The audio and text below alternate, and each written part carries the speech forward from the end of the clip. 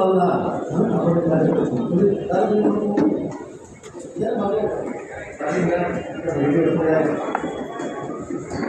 बोला भारत माता की, भारत माता की, वंदे छत्रपती शिवाजी महाराज की जय श्रीराम।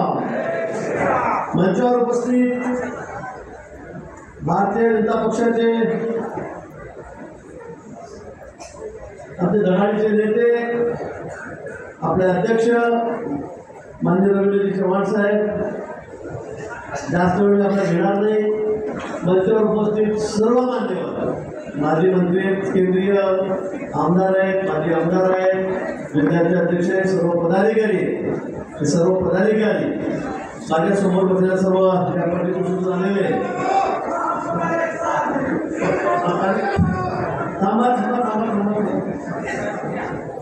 पंचकृषी झाले सर्व माता भगिनी बंधूंनो, आज चारोस्कर साहेबांचा प्रवेश आणि त्याच्याबरोबर अनेक सहकारी, माजी अध्यक्ष आहेत, नगरसेवक आहेत, बाजार समितीचे सदस्य आहेत, पंचायत समिती सदस्य आहेत, माजी आहेत, आजी आहेत, अनेक मान्यवर नेत्यांनी भारतीय जनता पक्षामध्ये या ठिकाणी प्रवेश केलेला आहे। त्यांचं मनापासून मी या ठिकाणी स्वागत करतो। आज आमच्या विरोधीला माननीय चव्हाण साहेब या ठिकाणी आले, त्याबद्दल त्यांचाही आभार मी या ठिकाणी व्यक्त करतो। तसा दिंडोरी हा तो तालुका आहे, हा मतदारसंघ आहे, हा तसा समृद्ध आहे।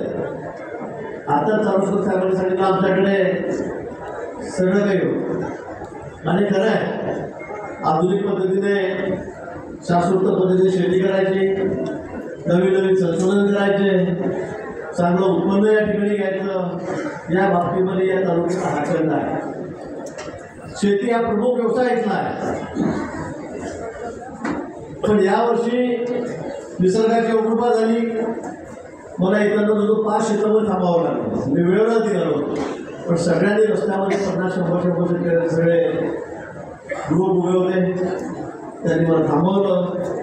द्राक्षाचं उत्पन्न कसं येणार नाही, कशा पद्धतीने आपली गोष्टी आलेली आहे, कसा रोग पडलेला आहे, हे गोष्ट आपलं कसं वाया गेलं, किती खर्च त्याच्यावर झालेला आहे, करावा लागणार आहे, हे सर्व काही मला समजलं। आणि खरं आहे, तिला 100 वर्षात म्हणजे इतिहासामध्ये कधी असा पाऊस झाला नसेल, असा पाऊस यावर्षी या ठिकाणी महाराष्ट्रामध्ये झाला, देशामध्ये या ठिकाणी झाला, आणि म्हणून निसर्गाचं सगळं चक्र बदलत चाललेलं आहे।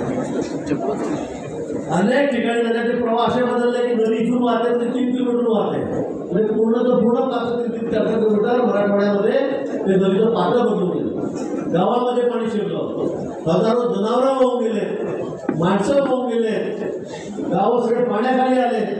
आणि म्हणून यावेळेला शेतकरी असेल, सामान्य माणूस असेल, गरीब माणूस असेल, हा अडचणीमध्ये सापडलेला आहे। शासनाच्या वतीने माननीय देवेंद्रजी आहेत, शिंदेसाहेब आहेत, कधीतच आहेत, जे काय करण्यासारखं असेल ते सगळं आम्ही या ठिकाणी करतो। जवळपास 32,000 कोटी रुपयाचे आकडे तुम्हाला देतात आणि अजून ते वाढत आहे। काल परवा सुद्धा इतका मुसळधार पाऊस झाला आमच्या जळगाव जिल्ह्यामध्ये, माझ्या मतदारसंघात इतका पाऊस झाला, कधी झाला नसेल एवढा पाऊस काढला, सारखी परिस्थिती की काल त्या ठिकाणी निर्माण झाली। आणि दररोज पंचनामे होत आहेत, पंचनामे चाललेले आहेत, मुंबईला आकडे आले की आम्ही तिथून पैसे देतो आणि शेतकऱ्यांना मदत करण्याचा प्रयत्न करतो। आणि म्हणून संपूर्ण जरी भाग आपला असला तरी शेतीसाठी खर्च तसा लागतोय, द्राक्ष बागेकरता खर्च लागतोय, डाळिंबाला खर्च लागतोय, आपण टमाटे पिकतोय, आपण कांदे लावतोय, त्यामुळे सगळ्या पिकांना खर्च सुद्धा तेवढाच आहे। पण शासन आपल्या पाठीशी खंबीरपणे उभं आहे, आपण काळजी करू नका। द्राक्षाच्या बाबतीमध्ये उद्या कॅबिनेट आहे, चव्हाण साहेब या ठिकाणी एखादा अध्यक्ष पार्टीचे आम्ही मुख्यमंत्री होण्याचे कॅबिनेटच्या कामाविषयी टाकू आणि जी जास्तीत जास्त मदत आहे आपल्याला ती देण्याचा या ठिकाणी आपण त्या ठिकाणी प्रयत्न करूया, निश्चित प्रयत्न करू। शेतकऱ्यांना आम्ही रस्त्यावर सोडणार नाही, त्यांना मदत केल्याशिवाय सरकार या ठिकाणी राहणार नाही। पण आज चारोस्कर साहेबांचा प्रवेश या ठिकाणी झालेला आहे। आपल्याला कल्पना आहे, भारतीय जनता पक्ष देशातला 1 नंबरचा पक्ष, केंद्रामध्ये मोदीजींचं सरकार आहे, राज्यामध्ये देवेंद्रजी या ठिकाणी नेते आहेत, आज देशामध्ये प्रत्येक 80% ठिकाणी सरकारी भाजपच आहे. अगदी बोटावर मोठ्या इथे जर पक्ष सोडले, राज्य सोडले, तर त्या ठिकाणी भाजपचं सरकार आहे. लोकांचा विश्वास मोदींवर आहे, लोकांचा विश्वास भारतीय जनता पक्षावर आहे. राज्यामध्ये सुद्धा आपण कसे देवेंद्रजी मुख्यमंत्री झाले आणि किती गतीने कामं सुरू आहेत, किती वेग कामांचा आहे. चारोस्कर साहेब, आपण या ठिकाणी म्हणालात आमच्याकडे रस्ते बघा, खरं आहे. तुम्ही जर आमदार द्या आम्हाला, पुढच्या वेळी आमदार द्या. आणि चारोस्कर साहेबांना सांगणार आहे, तुम्ही आता शेवटचा प्रवेश आहे तुमचा. त्यांचं माझं बोलणं झालेलं आहे, कमिटमेंट झालेलं आहे की आता फक्त भाजपमध्येच, आता दुसरा पक्ष नाही. काही भरोसा नाही दुसऱ्या पक्षांचा. आज हे कुठे नाही आहे, कुठे काय शरद पवार साहेबांचा पक्ष काय, उद्धवजींचा पक्ष काय पक्ष झालेला आहे. हे फक्त व्यक्तिपूजक आहे. हे पक्ष कार्यकर्त्याचे पक्ष नाही, नेत्यांचे पक्ष राहिलेले आहे. बघा शरद पवार साहेबांकडे, पवार साहेब सुरुवातीपासून त्याचे नेते आहेत. आता नंतर त्याची रिटायरमेंट थोडी वेळ आली, लगेच ताईंना पुढे गेलं. दादांसारखा एक खंबीर नेता सोडला, ताईंना पुढे गेलं. सुप्रिया त्यांच्या पुढे आले, त्यामुळे दादा बाहेर निघून गेले. ठाकरे साहेबांकडे काय, शिवसेनेला उद्धवजी होते, त्यांच्यापूर्वी माननीय बाळासाहेब होते, एक क्षत्रिय मन होतं, कर्तृत्ववान नेते होते. ज्याच्याकडे राष्ट्रप्रेम, ज्याच्याकडे हिंदुत्व त्याच्या मनामध्ये भरलेलं होतं. बाळासाहेब सन्मानने आपले गेले. त्यानंतर अनेक नेते त्या ठिकाणी दिग्गज नेते, जुने नेते की त्यांनी पक्षासाठी खस्ता खाल्ल्या, जेलमध्ये गेले.